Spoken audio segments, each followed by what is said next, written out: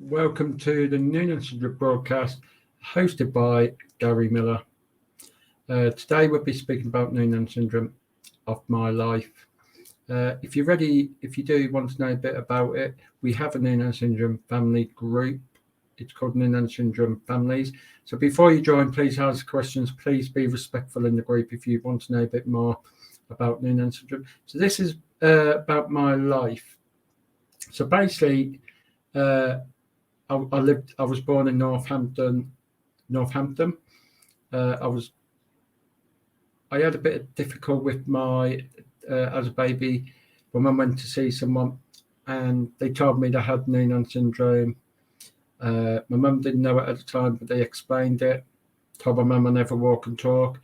And as a baby, they ripped my eardrum out in the hospital, which is I'm deaf in one ear. So gradually through the time when I was a baby, my mum, when I turned about 3, and that my mum worked in a company to do, and she made a corset out of her own will, and sort of like helped me walk. And this might sound funny, but put hundreds of millions on my lips for me to be able to talk as well.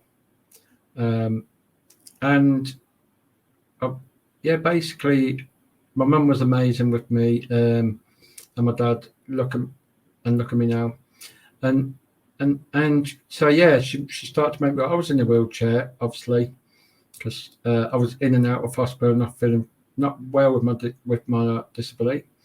We went to Disneyland,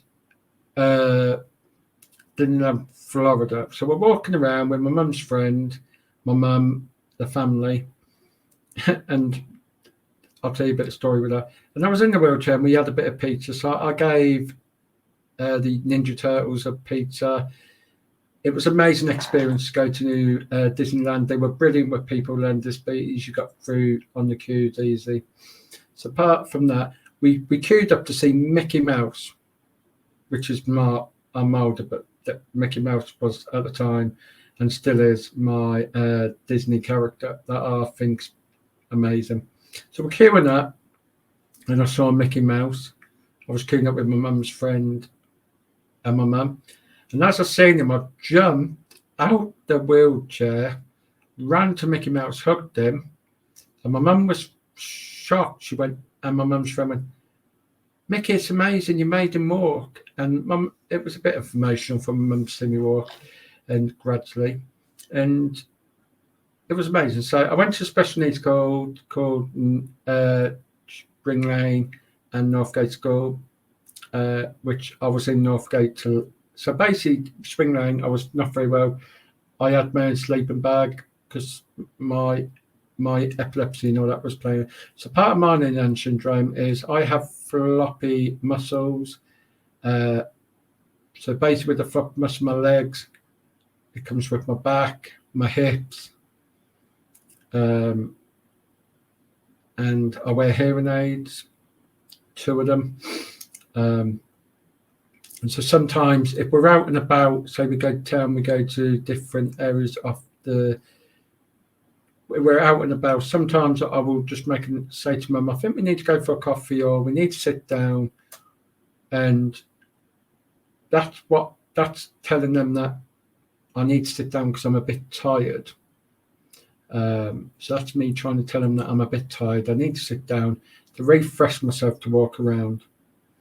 So yes, so I suffer with floppy. The Noonan syndrome has different kind of comes with different of it. But I've just got Noonan syndrome without the facial feature. It's like Down syndrome, which I am in the Down syndrome part of it. And you will ask, and this be funny, you can in the South, because I was born in the South, you go to the doctors and you're asking about Noonan syndrome, and the doctors would say, "Well, what is it?" And you would explain to them what it is, and they go, "Never heard of it." So they researched it, and that. So I went to get myself known that I had learning disabilities in Noonan Syndrome, we went to Great Ormond Street to see actually the foundation of Noonan Syndrome, Dr. Noonan, which was amazing to know. And I used to wear these special boots with me because I did have, like, it used to help me a bit. So I wore them. So part of that, gradually I left school, went to a disability college, which was Northampton, and done various things. It was like little workshop sort of thing, like English, maths, performing arts, cooking. And in the cooking, it was like a little restaurant, and then moved on to a little workshop, so learning us how to live, be independent, and be more helping us with our money and learning us how to spend money wisely and learning how bills would go. So I gradually got older, and then went to Rathbones, which was a centre, and I found it hard to communicate with people. And then I played a football with Multisabled Northampton in England, which encouraged me. I used to have a Link family. They were brilliant with me. They were like my second family. Couldn't fault them as well. So I gradually got a bit older. I'm 36 now. And I've got amazing family around me. My brothers, my sister-in-law, my niece and nephews. My niece and nephews make me proud and makes me look forward to going and seeing them. My brother, my sister-in-law, my little nephew. And I have a partner, which is my boyfriend, Scott Paul Daniels. And either going to Wales with him, I look forward to going and seeing his family. His Nana, his niece. His niece is lovely. She's more like their family to me. And they all accept me, if that makes any sense, with me, which is a good thing. And so gradually I've started to, as a kid, I used to play. I still play it now. It was called Premier Manager, LA Manager, Championship Manager, Football Manager. I still play it now. I'm into my football games more than what I am shooting games because I can't really play them with my epilepsy. And I do like my streaming. I stream on Twitch. And I'm going to start recording a bit more, get families on here to speak about their experience, how they come about them having Noonan Syndrome. It doesn't matter where they're from, because we won't put that into video. But while I'm here,